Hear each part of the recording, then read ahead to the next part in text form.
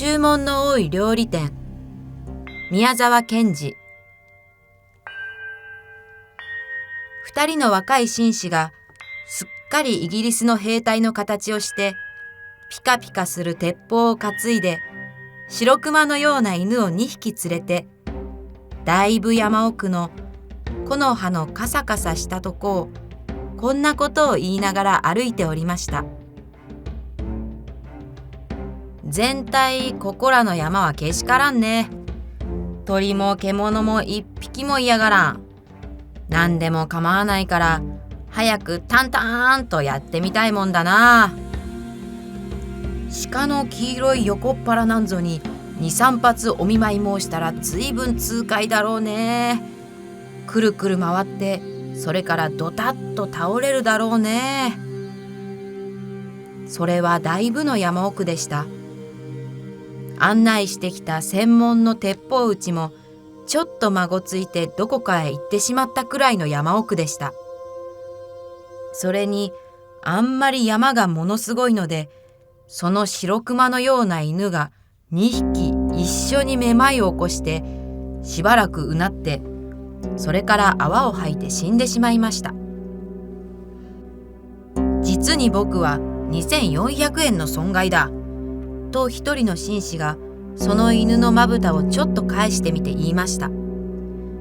僕は2800円の損害だともう一人が悔しそうに頭を曲げて言いました。はじめの紳士は少し顔色を悪くしてじっともう一人の紳士の顔つきを見ながら言いました。僕はもう戻ろうと思う。さあ、僕もちょうど寒くはなったし腹は空いてきたし戻ろうと思う。そいじゃこれで切り上げよう。なに、戻りに昨日の宿屋で山鳥を10円も買って帰ればいい。うさぎも出ていたね。そうすれば結局同じこった。では帰ろうじゃないか。ところがどうも困ったことは、どっちへ行けば戻れるのか一向に見当がつかなくなっていました。風がどーっと吹いてきて、草はざわざわ、木の葉はカサカサ、木はゴトンゴトンとなりました。どうも腹が空いた。さっきから横っ腹が痛くてたまらないんだ。僕もそうだ。もうあんまり歩きたくないな。歩きたくないよ。困ったな。何か食べたいな。食べたいもんだな。二人の紳士はざわざわ鳴るすすきの中でこんなことを言いました。その時ふと後ろを見ますと、立派な一軒の西洋造りの家がありました。そして玄関にはレストランワイルドキャットハウス、西洋料理店山猫軒という札が出ていました。君、ちょうどいい。ここはこれでなかなか開けてるんだ。入ろうじゃないか。おや、こんなとこにおかしいね。しかしとにかく何か食事ができるんだろう。もちろんできるさ。看板にそう書いてあるじゃないか。入ろうじゃないか。僕はもう何か食べたくて倒れそうなんだ。二人は玄関に立ちました。玄関は白い瀬戸のレンガで組んで実に立派なもんです。そしてガラスの開き戸が立って、そこに金文字でこう書いてありました。どなたもどうかお入りください。決してご遠慮はありません。二人はそこでひどく喜んで言いました。こいつはどうだ。やっぱり世の中はうまくできてるね。今日一日難儀したけれど、今度はこんないいこともある。このうちは料理店だけれども、ただでごちそうするんだぜ。どうもそうらしい。決してご遠慮はありませんというのはその意味だ。二人は戸をして中へ入りました。そこはすぐ廊下になっていました。そのガラス戸の裏側には金文字でこうなっていました。ことに太ったお方や若いお方は大歓迎いたします。二人は大歓迎というのでもう大喜びです。君、僕らは大歓迎に当たっているのだ。僕らは両方兼ねてるから。ずんずん廊下を進んでいきますと、今度は水色のペンキ塗りの扉がありました。どうも変な家だ。どうしてこんなにたくさん戸があるのだろう。これはロシア式だ。寒いとこや山の中はみんなこうさ。そして二人はその扉を開けようとしますと、上に黄色い字でこう書いてありました。当店は注文の多い料理店ですから、どうかそこはご承知ください。なかなか流行ってるんだ、こんな山の中で。それはそうだ。見たまえ、東京の大きな料理屋だって大通りには少ないだろう。二人は言いながらその扉を開けました。するとその裏側に、注文はずいぶん多いでしょうが、どうかいちいちこらえてください。これは全体どういうんだ。一人の紳士は顔をしかめました。これはきっと注文があまり多くて支度が手間取るけれどもごめんくださいと、こういうことだ。そうだろう。早くどこか部屋の中に入りたいもんだな。そしてテーブルに座りたいもんだな。ところがどうもうるさいことは、また扉が一つありました。そしてその脇に鏡がかかって、その下には長い柄のついたブラシが置いてあったのです。扉には赤い字で、お客様方、ここで髪をきちんとして、それから履物の泥を落としてください。と書いてありました。これはどうももっともだ。僕もさっき玄関で山の中だと思って見くびったんだよ。作法の厳しい家だ。よほど偉い人たちがたびたび来るんだ。そこで二人はきれいに髪を削って靴の泥を落としました。そしたらどうです？ブラシを板の上に置くや否や、そいつがぼーっとかすんでなくなって、風がどーっと部屋の中に入ってきました。二人はびっくりして互いに寄り添って扉をガタンと開けて次の部屋へ入っていきました。早く何か温かいものでも食べて元気をつけておかないと、もう途方もないことになってしまうと二人とも思ったのでした。扉の内側にまた変なことが書いてありました。鉄砲と弾をここへ置いてください。見るとすぐ横に黒い台がありました。なるほど、鉄砲を持って物を食うという法はない。いや、よほど偉い人が始終来ているんだ。二人は鉄砲を外し、帯側を解いて、それを台の上に置きました。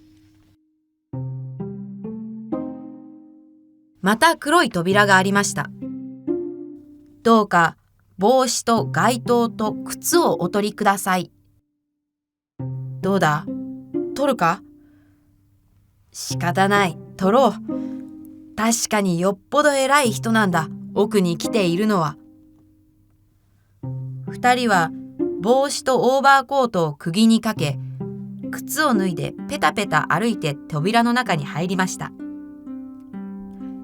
扉の内側にはネクタイピン、カフスボタン、メガネ、財布、その他金物類、ことに尖ったものはみんなここに置いてください。と書いてありました。扉のすぐ横には黒塗りの立派な金庫もちゃんと口を開けて置いてありました。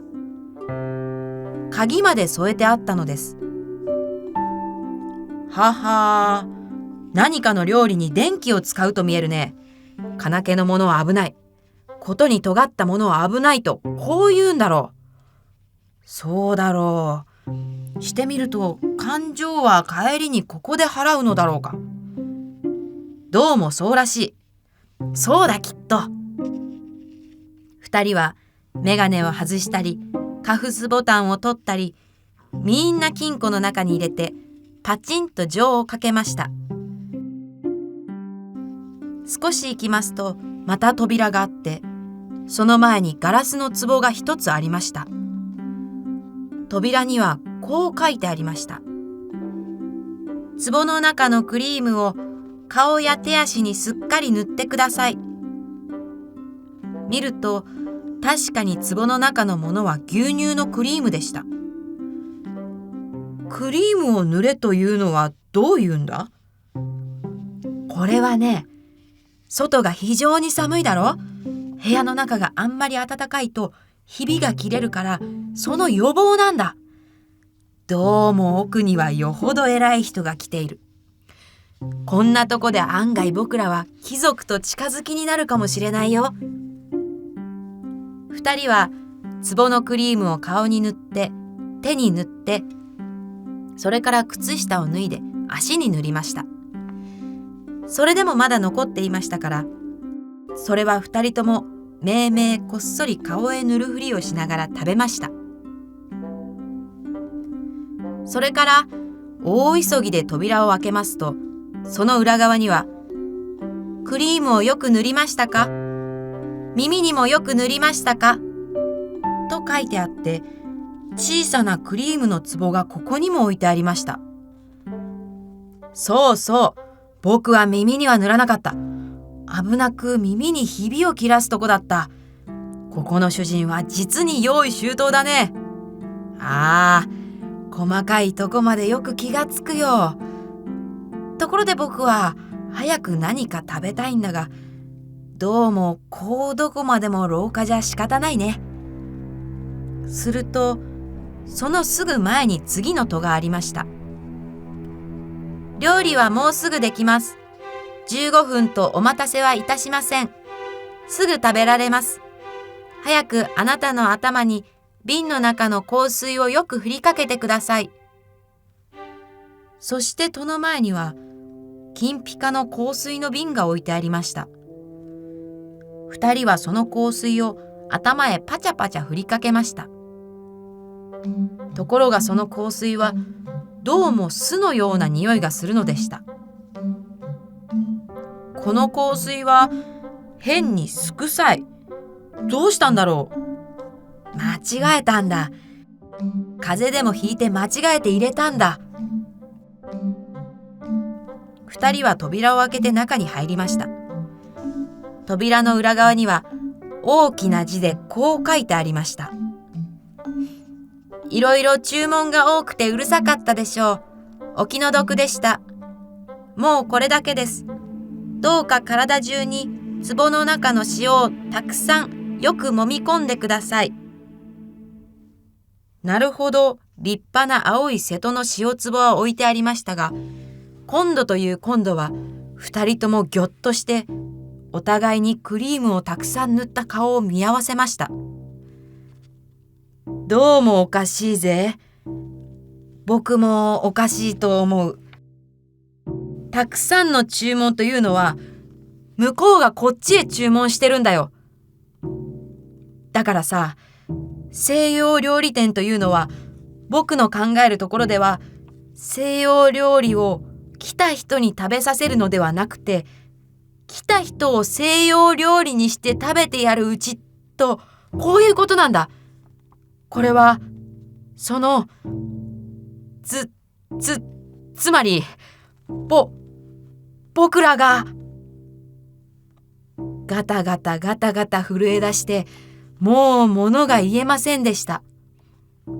その僕らがうわーガタガタガタガタ震え出して、もう物が言えませんでした。逃げ！ガタガタしながら一人の紳士は後ろの戸を押そうとしましたが、どうです。戸はもう一分も動きませんでした。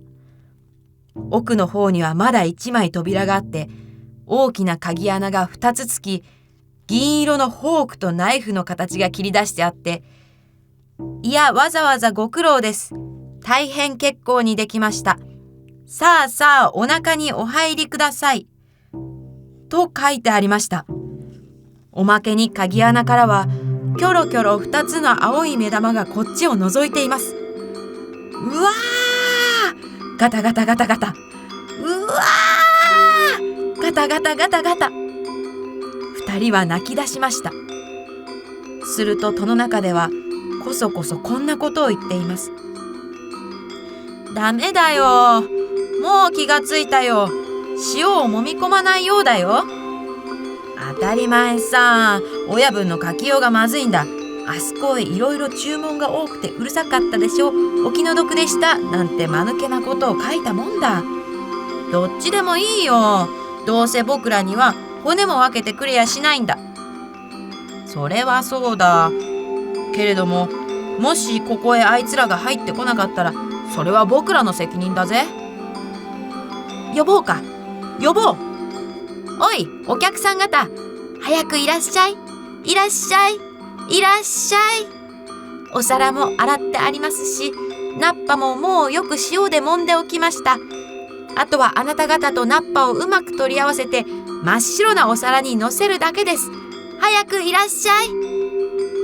へい、いらっしゃいいらっしゃい。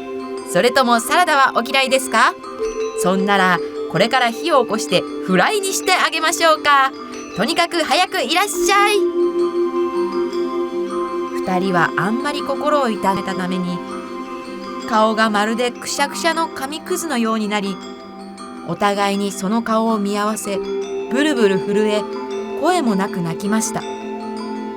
中ではふっふっと笑ってまた叫んでいます。いらっしゃいいらっしゃい。そんなに泣いてはせっかくのクリームが流れるじゃありませんか。へい、ただいま、じき持ってまいります。さあ、早くいらっしゃい。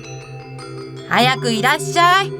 親方がもうナフキンをかけてナイフを持って舌なめずりしてお客様方を待っていられます。2人は泣いて泣いて泣いて泣きました。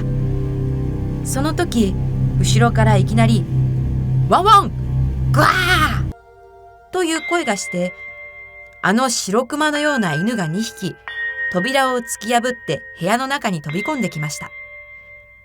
鍵穴の目玉はたちまちなくなり、犬どもはうーとうなってしばらく部屋の中をくるくる回っていましたが、また一声ワンと高く吠えて、いきなり次の扉に飛びつきました。戸はがたりと開き、犬どもは吸い込まれるように飛んでいきました。その扉の向こうの真っ暗闇の中で、にゃおくわーゴロゴロという声がして、それからガサガサ鳴りました。部屋は煙のように消え、2人は寒さにブルブル震えて草の中に立っていました。見ると、上着や靴や財布やネクタイピンはあっちの枝にぶら下がったり、こっちの根元に散らばったりしています。風がどーっと吹いてきて、草はざわざわ、木の葉はカサカサ、木はゴトンゴトンとなりました。犬がふーとうなって戻ってきました。そして後ろからは、旦那ー旦那ーと叫ぶものがあります。2人はにわかに元気がついて、おーいおーいここだぞー早く来いと叫びました。身の帽子をかぶった専門の猟師が草をざわざわ分けてやってきました。そこで2人はやっと安心しました。そして漁師の持ってきた団子を食べ、途中で10円だけ山鳥を買って東京に帰りました。しかしさっきいっぺん紙くずのようになった2人の顔だけは、東京に帰ってもお湯に入ってももう元の通りに治りませんでした。